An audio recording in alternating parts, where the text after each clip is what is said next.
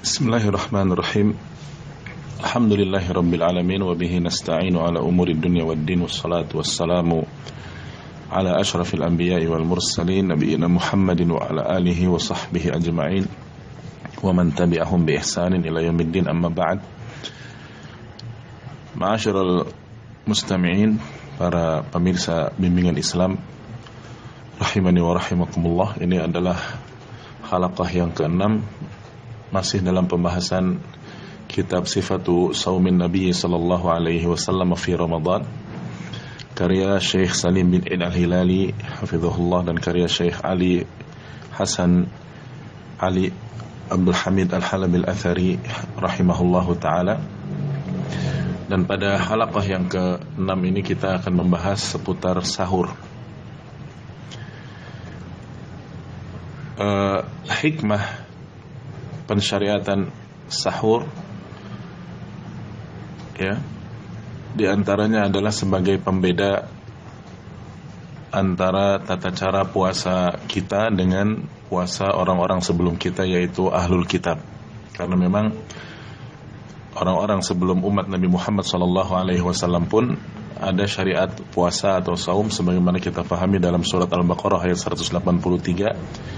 Ya ayyuhalladzina amanu kutiba alaikumus siyamu kama kutiba alal ladzina min qablikum la'allakum tattaqun. Ya, jadi diperintahkan puasa sebagaimana diwajibkan atas orang-orang sebelum kalian. Hikmahnya adalah agar kalian bertakwa. Nah, sahur ini sebagai pembeda tata cara puasa kita dengan orang-orang ahlul kitab, sebagaimana juga disebutkan dalam hadis dalam Sahih Muslim dari Amr bin Al-As radhiyallahu taala anhu. Nabi sallallahu alaihi wasallam bersabda, "Faslu ma baina siyamina wa siyami ahli kitabi aklatus sahar." Perbedaan antara puasa kita dengan puasa ahlul kitab adalah pada makan sahurnya. Ini tentang hikmahnya. Adapun keutamaan sahur maka cukup banyak. Yang pertama adalah sahur itu merupakan keberkahan, ya, baik pada makanannya ataupun pada waktunya. Nabi SAW bersabda sebagaimana dalam Sahih Bukhari dan Muslim dari hadis Anas bin Malik radhiyallahu taala anhu, "Tasahharu fa inna fis sahuri barakah."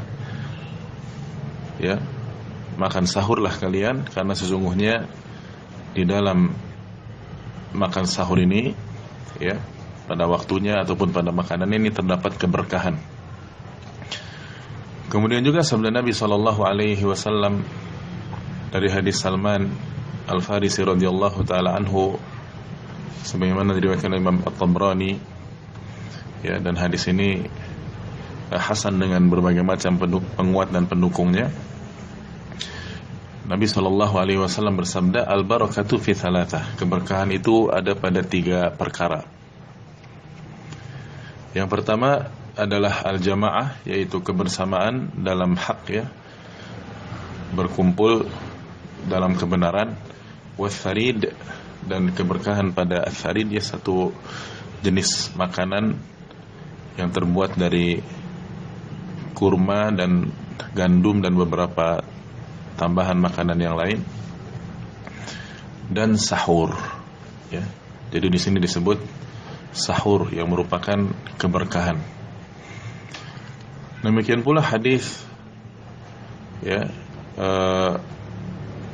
yang berikutnya dalam Sunan An-Nasa'i, hadis Abdullah bin Al-Harith, ya, dari salah satu sahabat Nabi sallallahu alaihi wasallam. Beliau bersabda, sahabat ini mengatakan, "Dakhaltu 'ala Nabi sallallahu alaihi wasallam wa huwa yatasahhar." Aku pernah masuk ke rumah Nabi sallallahu alaihi wasallam dalam keadaan beliau sedang sahur. Kemudian beliau pun bersabda, "Innaha barakatun a'taakumullahu iyyaha fala tada'uhu." Sesungguhnya sahur ini adalah berkah Allah berikan kepada kalian, maka janganlah kalian tinggalkan. Ya, jadi keberkahan ini karena memang di situ kita mengikuti sunnah Nabi sallallahu alaihi wasallam.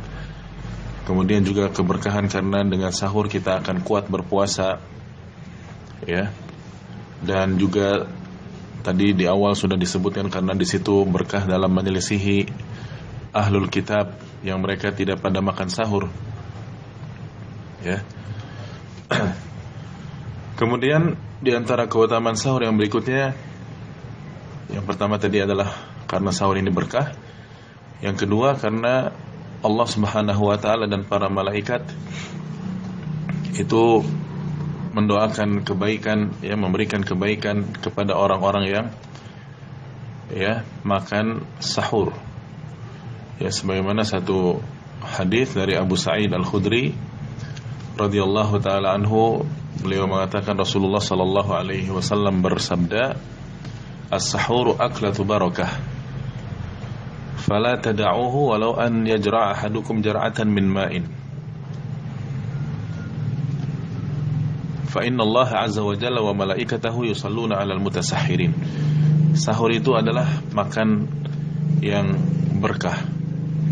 Maka janganlah kalian tinggalkan ya sahur ini walaupun hanya sekedar meneguk ya seteguk air saja.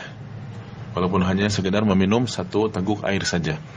Karena sesungguhnya Allah azza wa jalla dan para malaikatnya yusallun ya, yaitu memberikan kebaikan.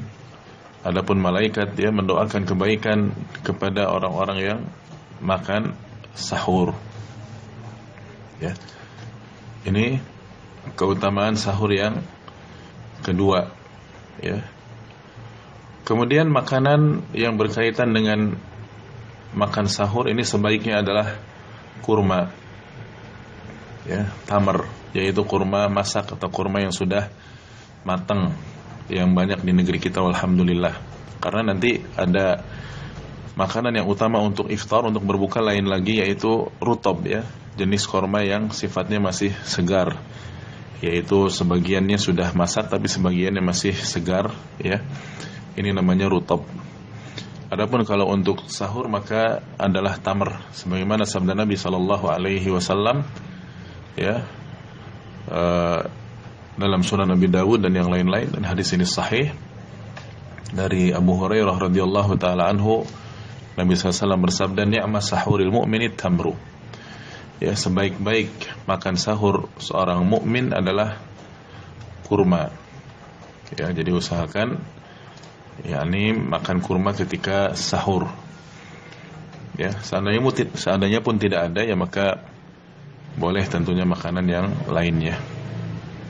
Dan ingat, yang penting sahur walaupun tadi hanya sekedar minum seteguk air putih, ya, maka ini demi meraih dan mendapatkan keberkahan dan keutamaannya dan sunnah Nabi kita Muhammad sallallahu alaihi wasallam. Kemudian waktu sahur ini kapan? Ya tentunya yang jelas sebelum fajar tsani, sebelum fajar shadiq, sebelum waktu salat subuh, yaitu kira-kira waktunya itu pembacaan 50 ayat Al-Quran. Ya, jadi kalau kita pakai, ya, ini konversikan dengan waktu, ya, sekitar antara 15 sampai 20 menit, ya. Jadi kalau misalkan subuh jam 4:30, maka kita mulai sahurnya itu jam 4:10, ya, atau jam 4 lah, biar lebih, ya, tenang, ya, karena perlu persiapan makanan dan seterusnya. Ya, kira-kira 20 menitan sebelum adzan subuh itulah waktu sahur yang merupakan waktu yang Nabi sallallahu alaihi wasallam lakukan. Dan ini berdasarkan tentunya satu hadis yang sahih dalam Sahih Bukhari dan Muslim dari Anas bin Malik, ya, dari Zaid bin Thabit radhiyallahu taala anhu, beliau menceritakan tasaharna ma'an Nabi sallallahu alaihi wasallam thumma qama ila shalah. Ya, kami sahur bersama Nabi SAW, kemudian setelah itu langsung kami berangkat menuju salat subuh. Maka kata Anas, saya tanyakan, ya, kam kana bainal adhani was sahur? Saya tanyakan kepada Zaid bin Thabit, kira-kira berapa lama ya jarak antara adzan dan sahur itu?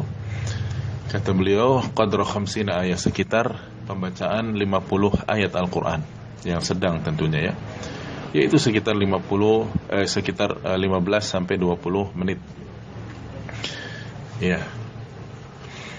Dan hukum sahur itu sendiri ya sebagaimana dinukilkan oleh Al-Imam Al-Hafidz Ibnu Hajar ya adalah sunnah muakkadah, yaitu satu sunnah yang sangat dianjurkan dan ditekankan, artinya tidak layak bagi seorang muslim ya untuk meninggalkannya. Ya, hendaknya makan sahur ya berdasarkan perintah-perintah Nabi tadi. Ya, tasahharu fa inna fis sahuri barakah. Makan sahurlah karena dalam makan sahur itu ada keberkahan sebagaimana yang tadi sudah lewat di awal hadis dalam Sahih Bukhari Muslim dari Anas bin Malik. Kemudian juga man arada an yasuma falyatasahhar bi syai'. Ya, hadis dalam Sunan Musnad Imam Abi Syaibah, Musnad Imam Ahmad dan yang lain-lain ya, dan hadis ini yakni sahih. Ya. Barang siapa yang ingin saum maka sahurlah dengan memakan sesuatu. Ya. Kemudian juga kita tadi sudah jelaskan perbedaan antara puasa kita dan puasa ahlul kitab itu adalah makan sahur sebagaimana hadis yang sudah lewat tadi ya dalam Sahih Muslim ya.